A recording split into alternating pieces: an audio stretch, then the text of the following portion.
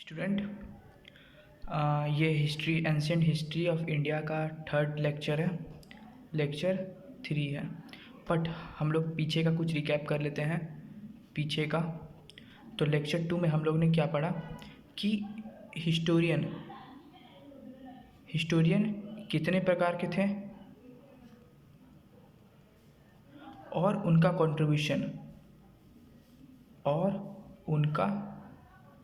Contribution. तो इसमें कितने प्रकार के थे? पहले है हमारे कॉलोनियल वाला, जो कहते थे कि पहला रेसिज्म है, दूसरा इंडियन कवि गवर्न नहीं हो सकते। उसके बाद आते हैं हमारे नेशनलिस्ट लीडर आते हैं, जैसे राजा राम मोहन रॉय बोले थे कि सती एंशियंट इंडिया में नहीं था। फिर जैसे विद्यासागर बोले थे कि भाई जो वीडो रीमैरेज एक्ट है, जो वीडो रीमैरेज है, वो हमारे एंशियंट इंडिया में था, लेकिन ब्राह्मिक इन्फ्लुएंस के कारण स्टॉप कर दिया गया था बाद में। तो नेशनलिस्ट लीडर हर समय मेनली काउंटर करते थे, कॉलोनियल रिस्पॉन्स। महाजनपदस का एग्जाम्पल दिया गया था, महाजनपदा का, कि हम लोग 16 किंगडम में रूल हुआ था, 16 किंगडम बना था जो अपने आप रूल करते थे, मीन्स सेल्फ गवर्नेंस था। उसके बाद जब जब पार्टीशन हो जाता है 1947 में, इंडिपेंडेंस हो जाते हैं, तो फर्स्ट रिवोल्ट ऑफ 1857 में वीर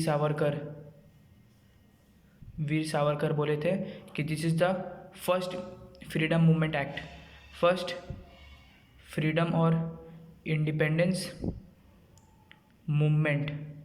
ये सब लेक्चर 2 में, चैप्टर 2 में एनसीईआरटी में दिया हुआ है। मतलब इसको पीछे हम पढ़ा दिए हैं, आप जाके मेरे चैनल में, यूट्यूब चैनल में लेक्चर 2 लिखिए अभी और देखिए वीडियो को। लेकिन हम लेक्चर 3 की स्टार्टिंग में थोड़ा रिकैप कर देते हैं कि जैसे उसी के फ्लो में रहेंगे हम लोग। वीर सावरकर 1947 में पार्टीशन होता है। उसके बाद ये जो हिस्टोरियन रहते हैं, कॉलोनियल हिस्टोरियन, ये लोग बन जाते हैं कैम्ब्रिज स्कूल हिस्टोरियन। ये लोग कहने लगते हैं कि कुछ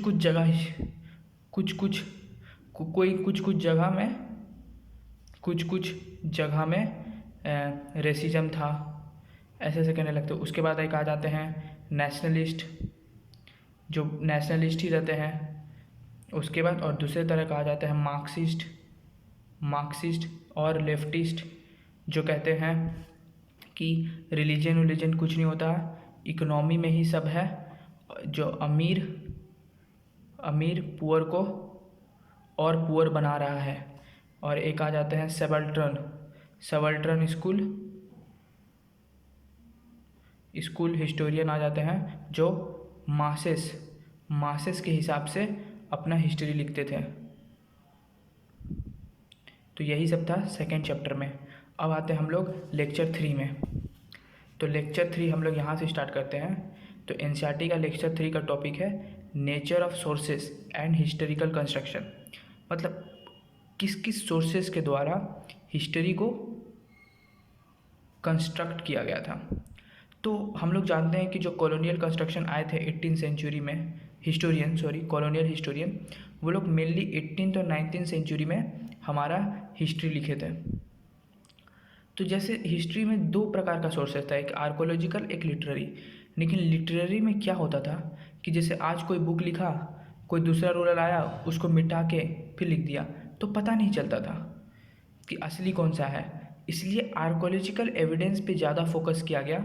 99% हम लोग आर्कोलॉजिकल एविडेंस से बनाए थे और 1% सिर्फ लिटरेरी को देखते थे। क्योंकि लिटरेचर में, अब देखिए, लिटरेचर में भी बहुत तरह का होता है। जैसे रॉक शेल्टर, इस सब में था। तो ये सब में अगर आप इरेज करिएगा तो दिख जाएगा, इसलिए लिटरेरी पे ज़्यादा फोकस नहीं किया गया, आर्कोलॉजिकल एविडेंस पे ज़्यादा फोकस किया। तो अगर हम फर्स्ट हम आर्कोलॉजिकल एविडेंस को देखते हैं। तो आर्कोलॉजिकल एविडेंस में मेरा फर्स्ट टॉपिक है मटेरियल रिमेन्स। मैंने एनसीईआरटी को हर एक टॉपिक वाइज कर दिया है कि जैसे आपको समझने में अच्छा हो।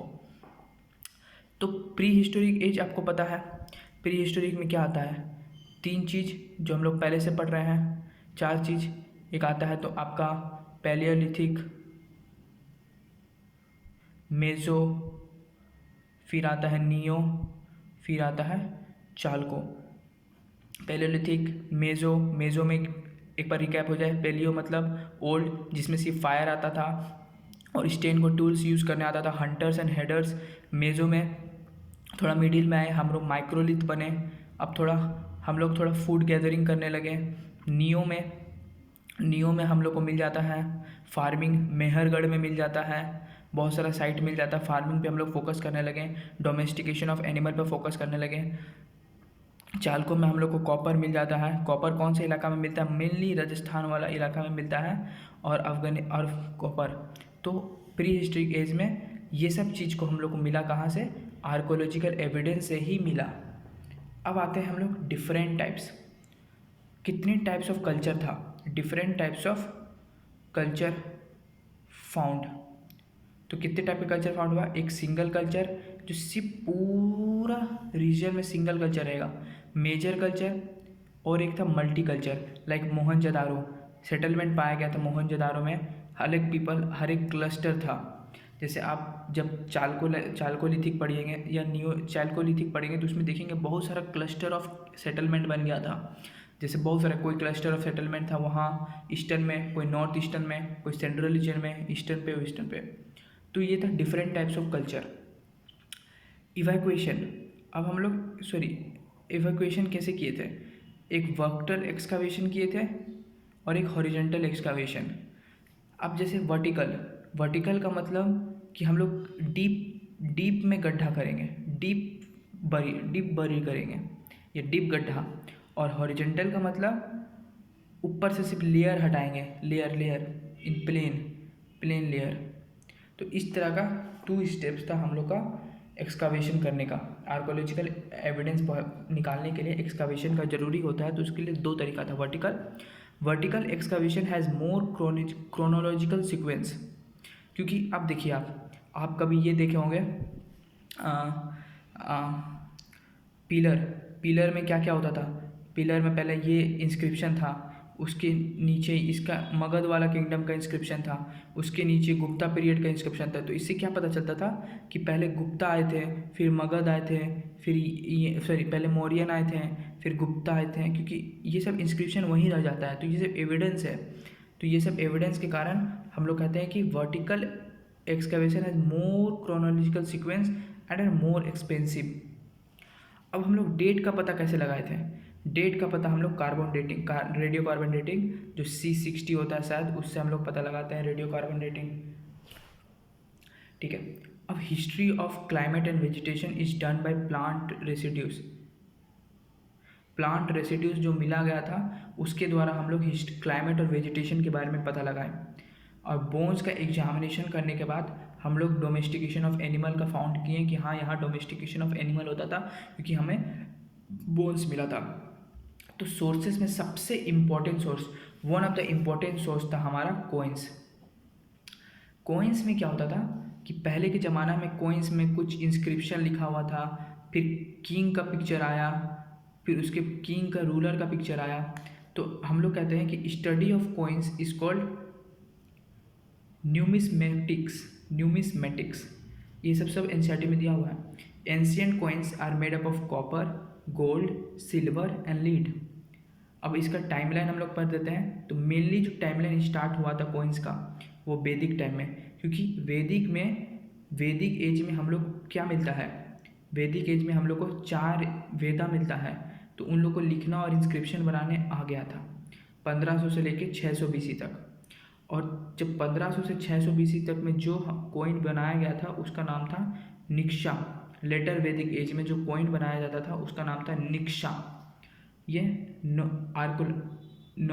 आर्कोलॉजिकल एविडेंस, इसका मतलब अभी तक इसका एविडेंस नहीं मिला है, लेकिन किसी के बुक में या किसी के बुक में ये लिखा हुआ था कि निक्शा मिला था, but no archaeological evidence has been found.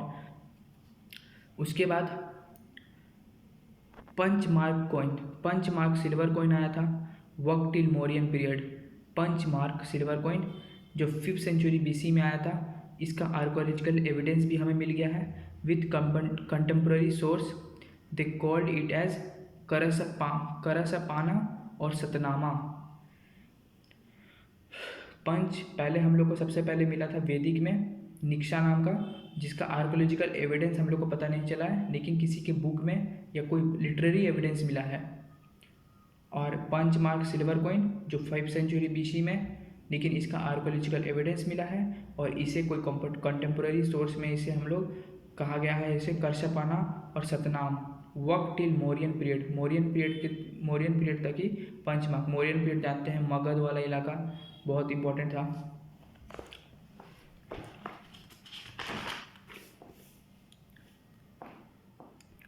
अब आते हैं इंडो ग्रीक।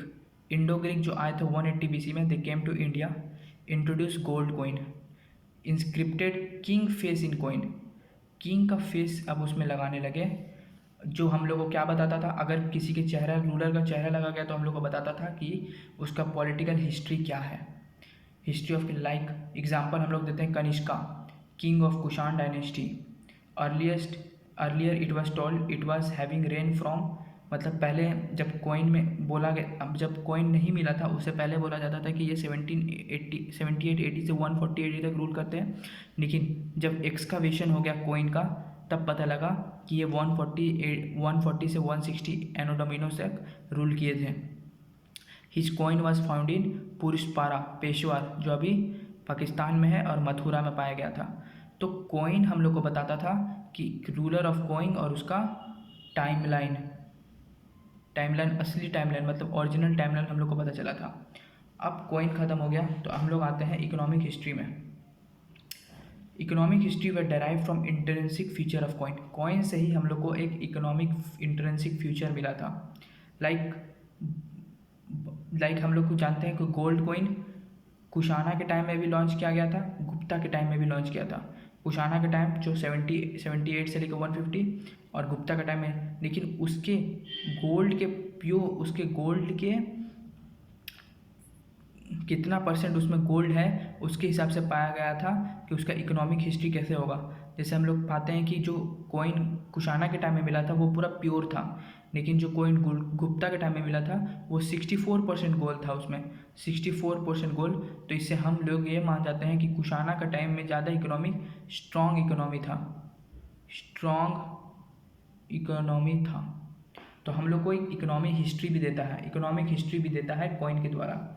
और कॉइन के द्वारा हम लोग को और क्या मिलता था, cultural history, scripted king, symbol, art and architecture in coin give facts of cultural history.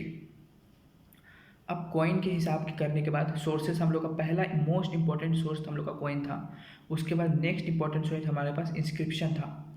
Study of inscription को हम लोग कहते थे epigraphy on rock, pillar and temple wall. Inscription कहाँ कहाँ बनाया गया था, रॉक में, पिलर में, जैसे हम वो बताएं अभी एग्जांपल दिया अशोकावर्धन का पिलर, उसका गुप्ता का temple wall.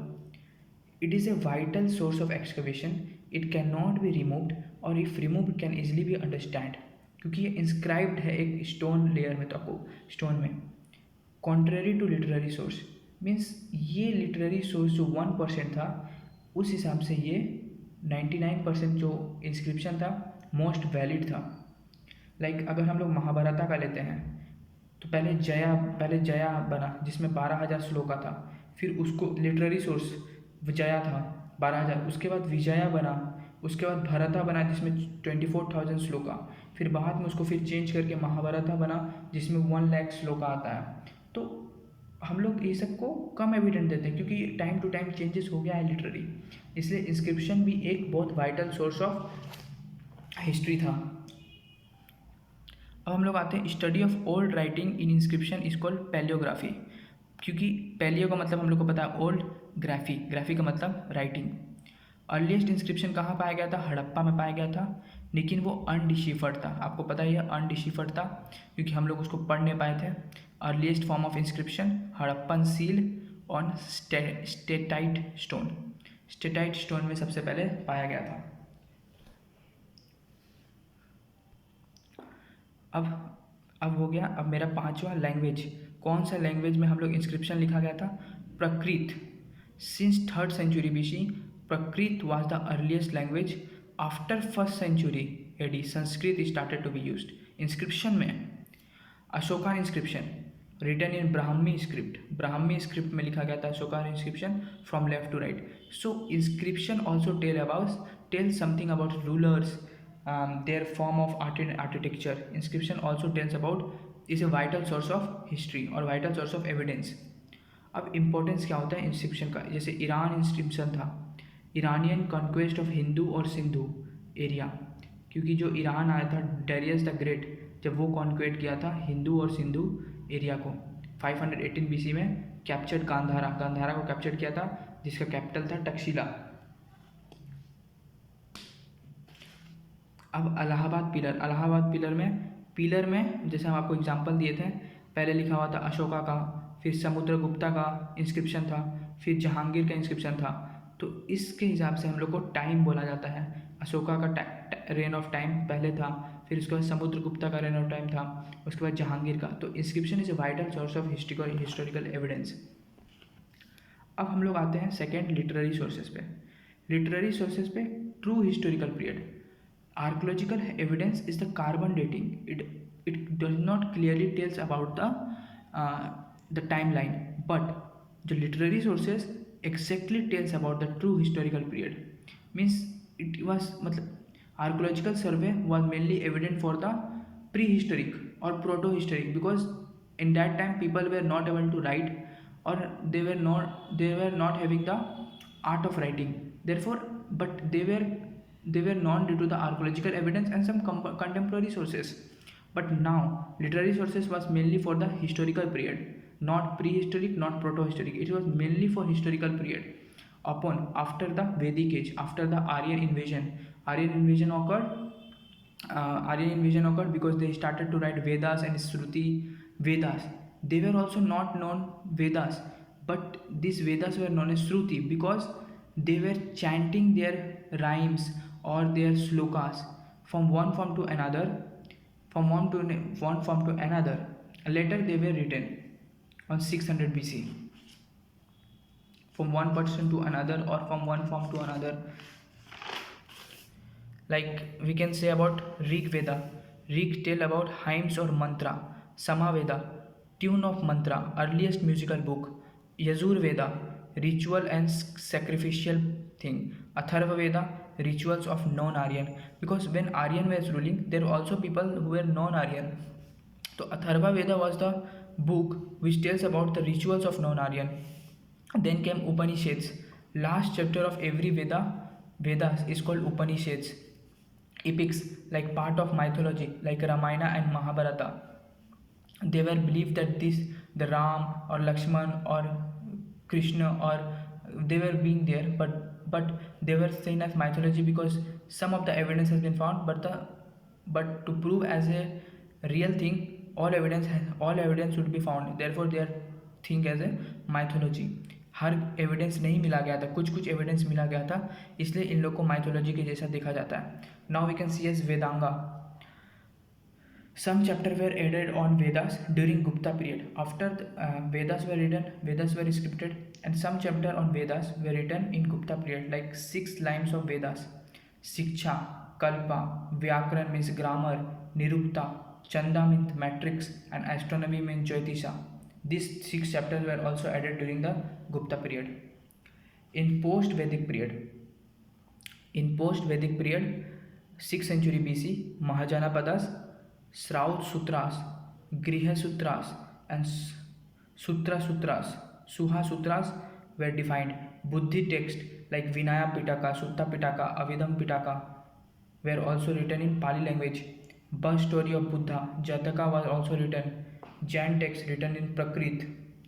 Secular literature, Astadhya of Panini, Patanjali's commentary on Panini, Arthashastra by Kautilya. These were the book or the literary sources were also written as secular literature. Ashtadhyayi of Panini were written on the time of Janapadas. Patanjali's commentary on Panini were written on post-Mauryan period, and Arthashastra of Kautilya were written on society and economy. Ashtadhyayi of Panini, Sanskrit grammar, changes of grammar, time by Patanjali on book Mahabhashaya. Ashtadhyayi of Panini, which was on Sanskrit grammar, but some changes were made by Patanjali, and the book came to be known as Mahabhashya. South Indian texts were Pandyan King on Sangam Assembly. Pandyan King written a book on Sangam literary of three parts, but two of the parts were lost because of the flood. Only the third Sangam literature is left. Corpus of Sangam literature, 3000 lines of poetry arranged in 8 anthodogis Ithuthukaya, collected in groups of hundreds, Purana Nanuru. These were all given in NCERT. I have just pointed out and explained it in beautiful condition. Foreign accounts, Indica of Megasthenes, Greek, about Maurya, came in the court of Chandragupta Maurya. Greek invader Greek historian who came into court of Maurya, Chandragupta Maurya, written the book of Indica of Megasthenes. Then Perpulus of Erythraean Sea, Roman trade, which defined about the Roman trade. Ptolemies of geography, Chinese traveler like Fahin, Chandragupta II, came in the court of Chandragupta II. Sansung came in the court of Harshvardhana, and Tishing came in the court of 700 AD, came in India during the time of 700 AD. So this is the third lecture. This is the third lecture of historical, which clearly says about sources, archaeological or literary. Archaeological has a greater evidence before for prehistoric and proto, but literary sources came into play after the Vedic age, when Vedas came or Aryan came. So prehistoric were also defined. In the next lecture we will in lecture 4 we will understand about the geographical features, about how the settlement occur, where the settlement occur, this type of things. So this is not first, second, third chapter, and fourth chapter is mostly about the basic historical period. After the fourth chapter we will start all the condition of after reading thoroughly all the era. So thank you. Subscribe the channel, like it and share it, and join my Telegram channel for this PDF. Thank you.